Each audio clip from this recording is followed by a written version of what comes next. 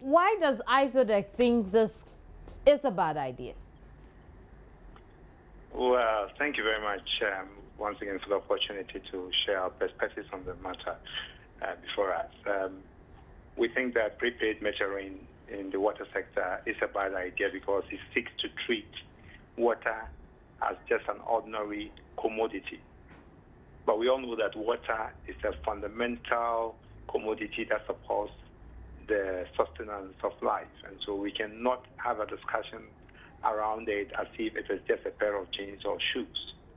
If I have electricity prepaid meter and I run out of credit, I can live without electricity. But if I have water and I run out of credit for my water, I cannot live without water. At best, I will resort to unwholesome sources, other sources of water supply, and which might have health implications for me and my family. So we are talking about something that really is a public health issue. It actually underlines the constitutional guarantee of the right to life. And that is why we think that you cannot, in discussing such a commodity, make access to that commodity contingent on ability to pay. But, Doc, at the end of the month, people pay anyway. No, you see, the point is this.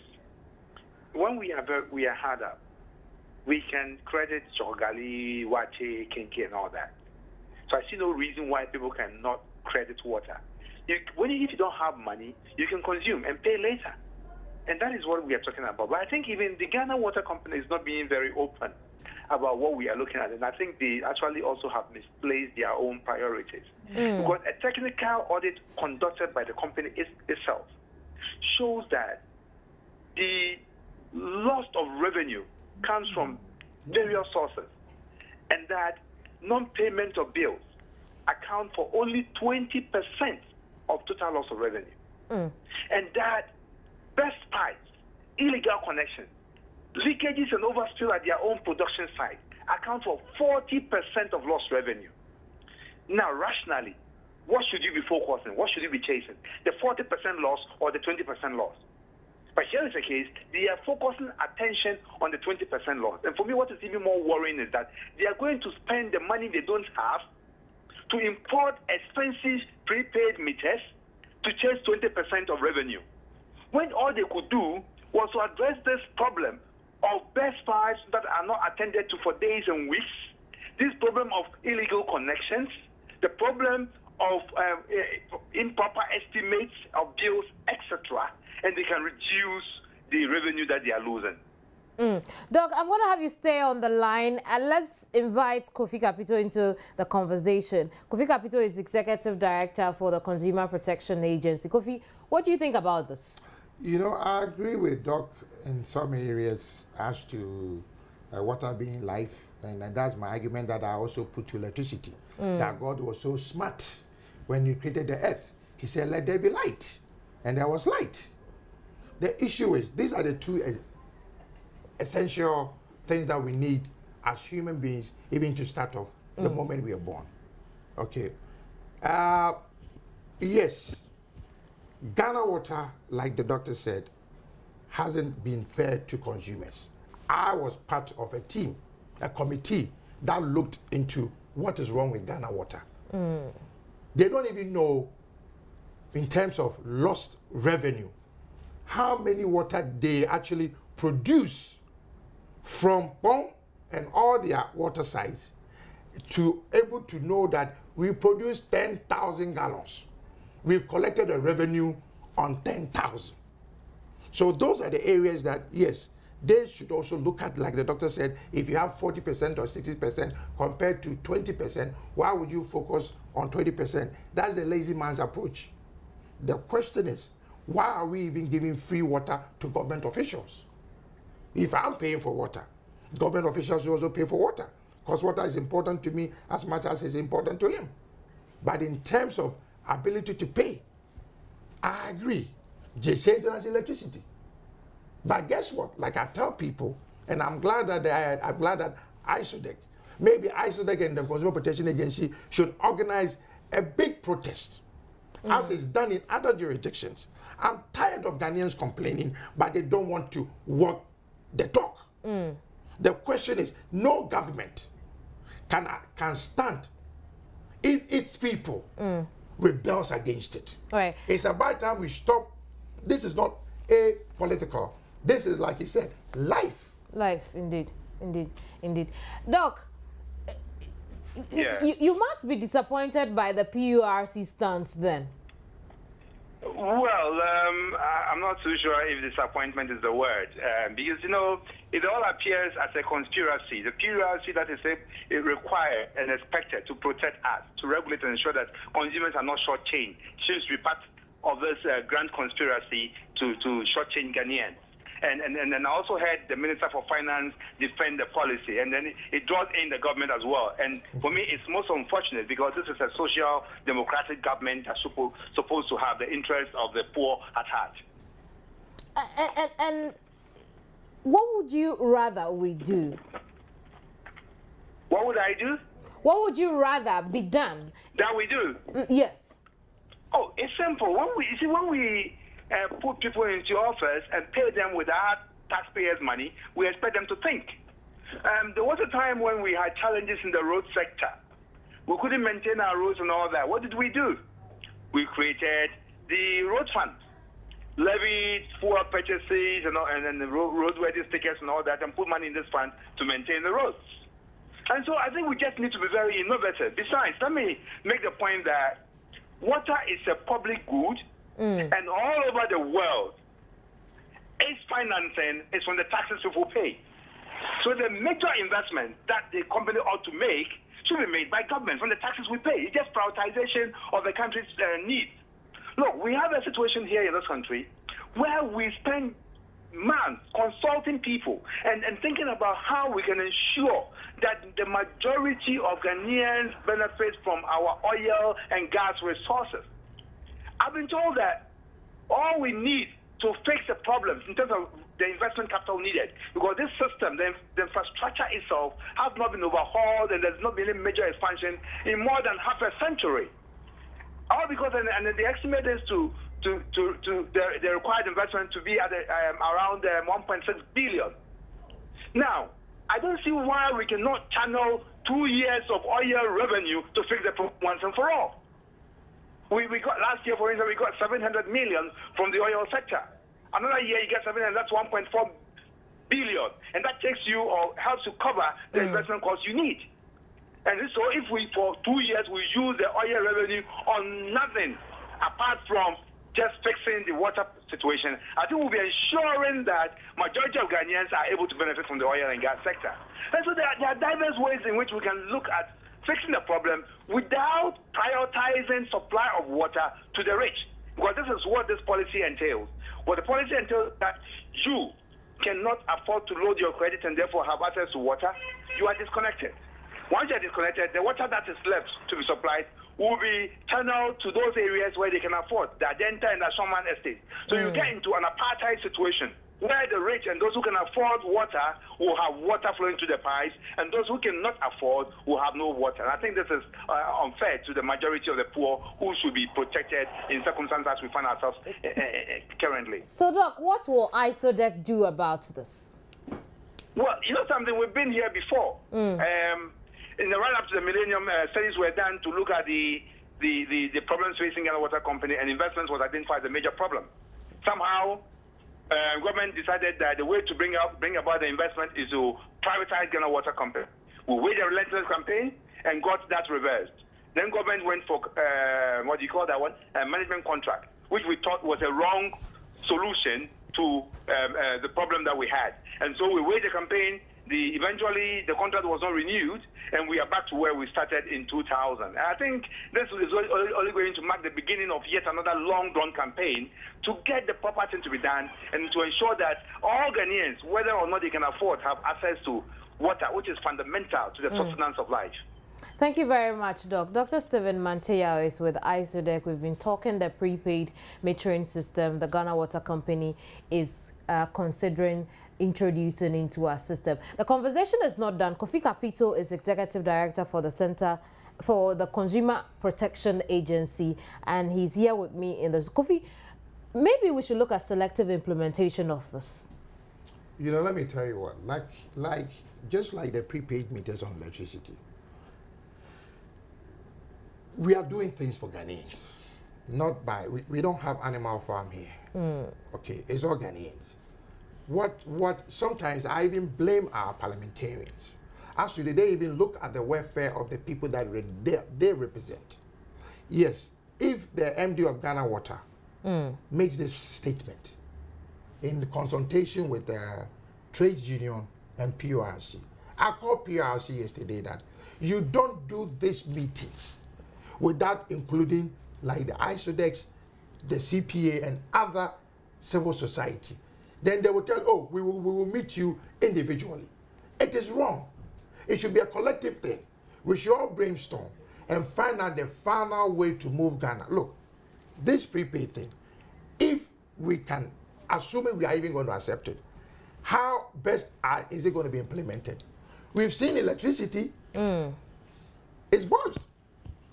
Where to even go and recharge your electricity units 24 hours is non-existent. Okay, all these things we should look at. How are we going to look in terms of payment and stuff? People are already buying water on the market. That's why I'm saying that I would want Ghana Water to actually make water in abundance. Ghana, we are blessed. We have pure water in abundance.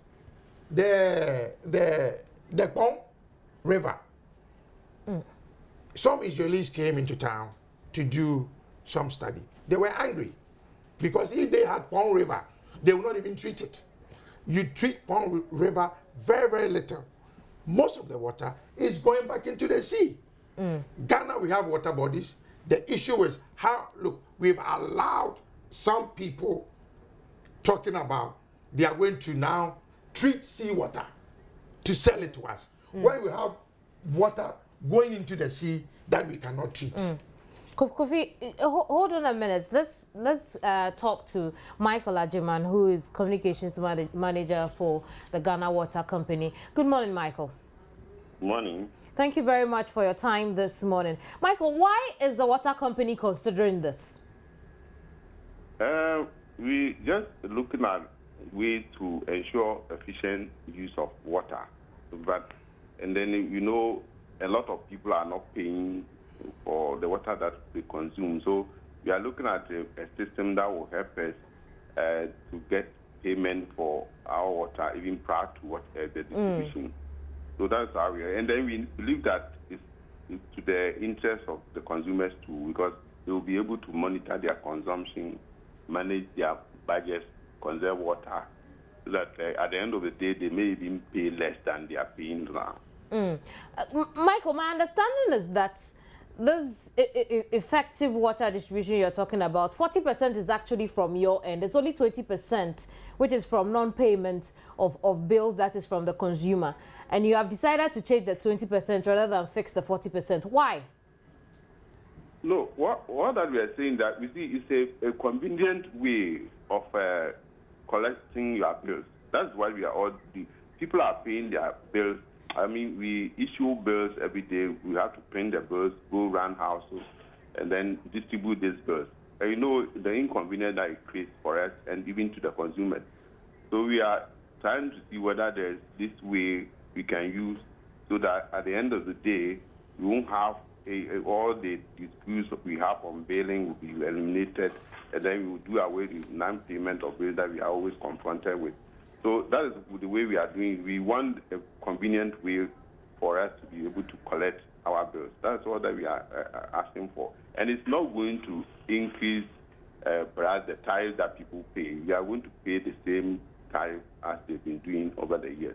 And it's to the convenience of everybody. That's what we are looking at.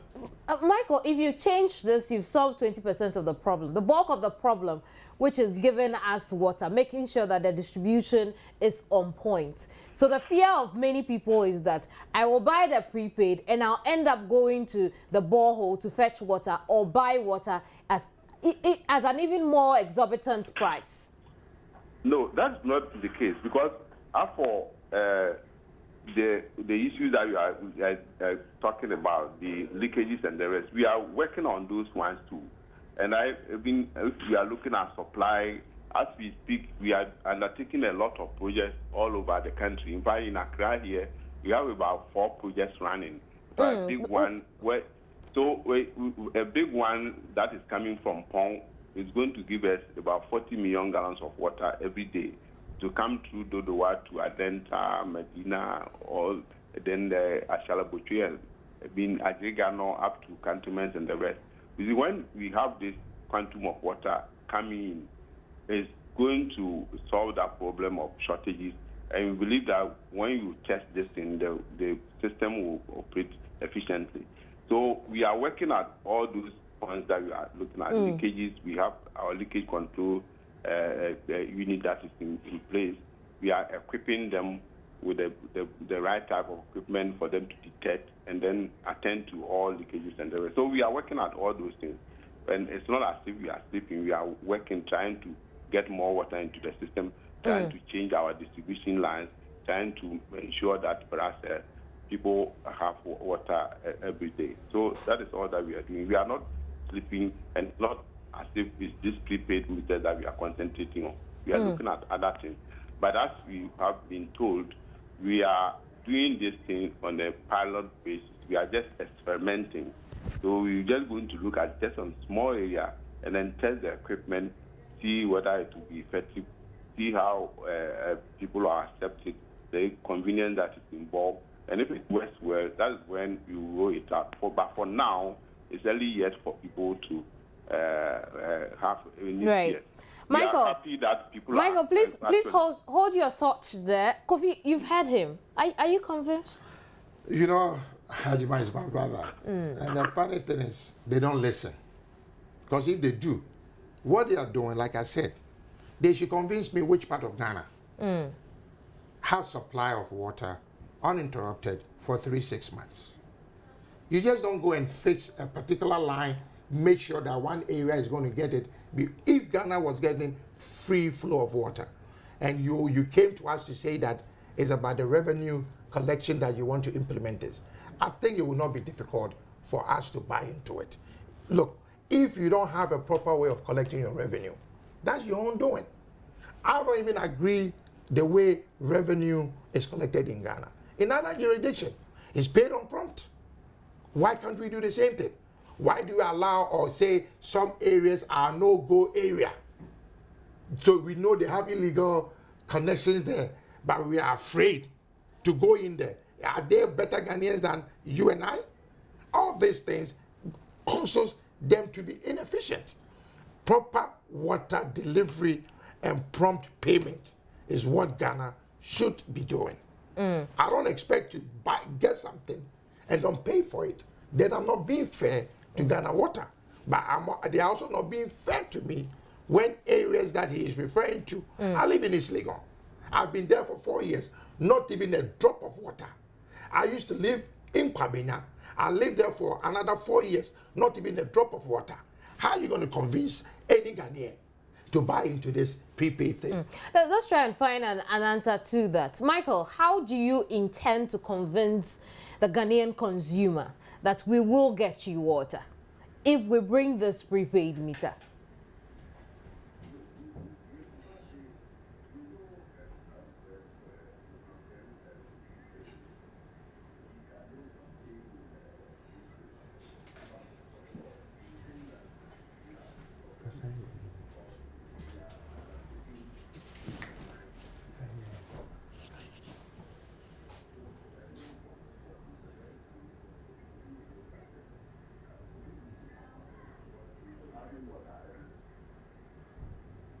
Come again, Michael. I'm not sure we got the line was muffled. I'm not sure we heard you.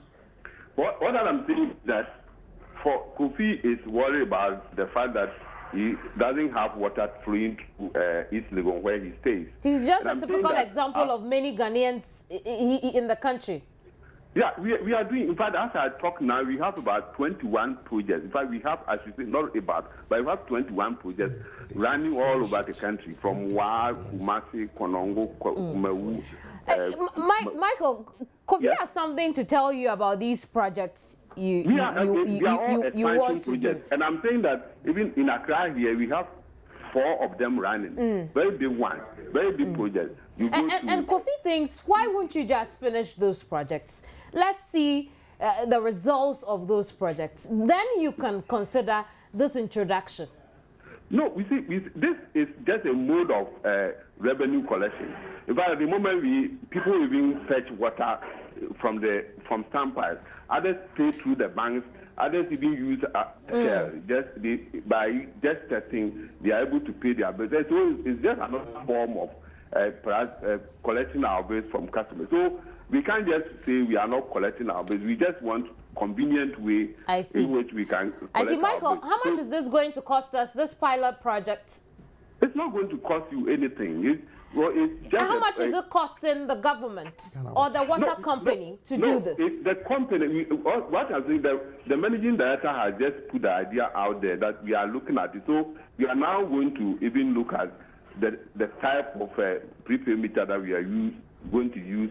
And then we are now going to look at the manufacturers and all of it. So it's early yet. We haven't selected any type of equipment. Does the water company have the money to do this? Oh, we have the money. I see. We have it. Because and it's not going to go on that large scale. Just some tests. We just want to experiment and see how it works. So we just identify a very good flow area where we can get water every day, put a few of them there and see how it will work. So it's not going to be on that large scale. After it has run successfully, that's when then you would implement. Thank you very much, Michael. Michael Ajiman is communications manager with the Ghana Water Company Ltd. Kofi, you heard him. He has the money. Your final word. No, they don't have the money. They're going to get the money from somebody that it will be pushed on to you and I.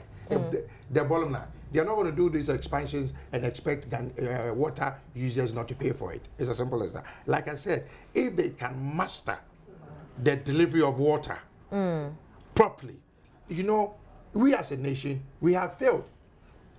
We haven't added any production in over 20 years. Not that we don't have water, we have, like I said, water in abundance.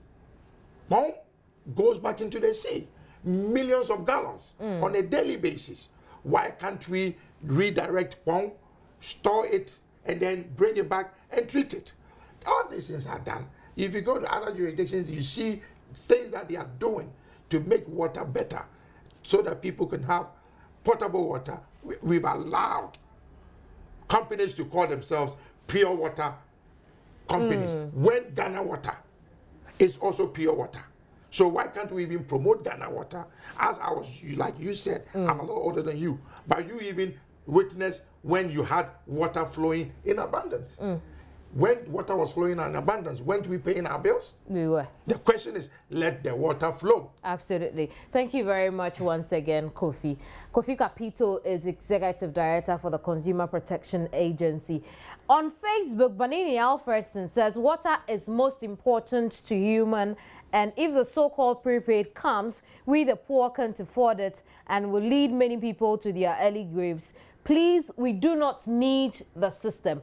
That'll be the only message I'll be able to read for the sake of time. Unfortunately, I can't read the rest of them. Thank you very much, though, for staying through and sharing your thoughts with me on Facebook. My name is Kemini Nyamani Amano. This has been News Desk. Bye-bye.